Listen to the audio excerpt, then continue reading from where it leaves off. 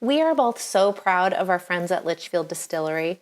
You know, the moment that COVID-19 pushed us all into lockdown way back in March, that seems so long ago, they quickly jumped into action. And because they're so awesome, they were able to add another step to their process of making alcohol and made hundreds of gallons of hand sanitizer to donate to the public when it was so scarce.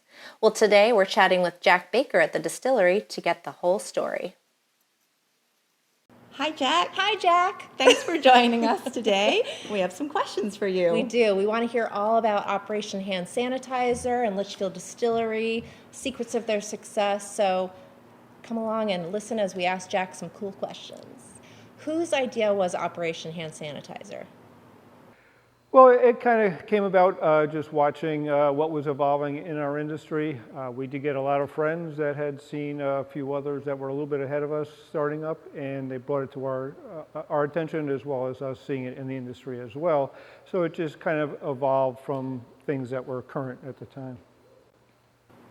How did you manage to pull it off so quickly? Did you actually sleep? Well, sleep was at a premium for a while there, but this equipment behind me is capable of making extremely high-proof alcohol. And whether we bring it and put it in a barrel or we add other ingredients to it to make it into the World Health Organization's recipe for hand sanitizer, is just a step after the distillation process. So we're already making extremely high-proof alcohol every day of the week here. How much did you produce? What's the quantities? Give us numbers.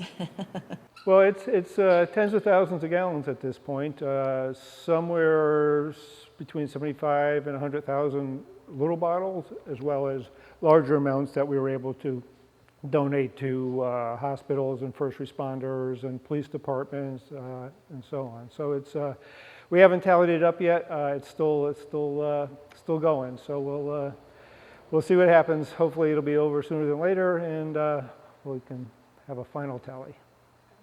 What was the most challenging part of doing this during COVID?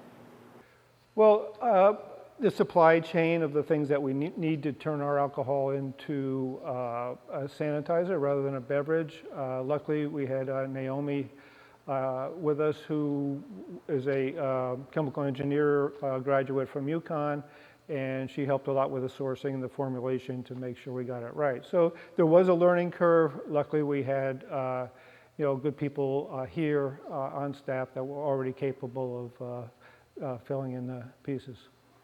Who was initially requesting the sanitizer? Well, it started out very early. We were targeting first responders, people that were out in the community trying to help people that were already infected, and it quickly snowballed to a very desperate situation for a lot of people because the traditional supply of hand sanitizers dried up, and you couldn't find it in stores, you couldn't find it on the internet. So we were getting very desperate phone calls from the elderly that were in the high-risk group, or people that had to work with other people that had already been infected and stuff. So it was, I think, the emotional part of it. I think Connecticut's done a great job, and people are starting to have a more perspective on it. But initially, people came here with, basically with tears in their eyes. Tell us, how can people shop right now at the distillery? Yeah, well, we're not open for tours and tasting. Our retail area is open for one group at a time to come in and purchase. We have curbside pickup, so you can go online and order, and within 5 minutes you can come and pick up our products. Back to normal, I think, is still a long way away. We're looking at how to open for tours and tastings on a very limited basis, and just try to take it slowly and be as safe as we can. You started Litchfield Distillery basically the same time that we started our blog. We want to know, you've taken it from an idea to such a successful business and doing great things for the community so far. We want to know the nitty-gritty facts. Yes. Like, what's your secret to your success? Well, we've been in the market for over 5 years now, close to 6 years, and to look back and see what we've accomplished as far as market penetration for a successful business, and the business is solidly in the black. So you don't on a day-to-day basis be able to look back that much, but during these times, you do reevaluate where you are and where you've been, where you've come from. We're a small brand, but we're recognized pretty much all around the country now. We get calls from pretty much every state in the union. We're not distributing. We don't have distribution in every state of the union right now, but more and more states. We're signing up, actually states even in the whiskey belt. We're getting calls from whiskey clubs down in Kentucky, Tennessee, Texas, Georgia, that have heard about our products, and either they've migrated down there one way or another and are looking for private barrels that we can give to figure out how to supply to whiskey clubs and other distribution. So just to see our brand be that farly well recognized and in really tough states that really know their whiskeys, it's gratifying to see.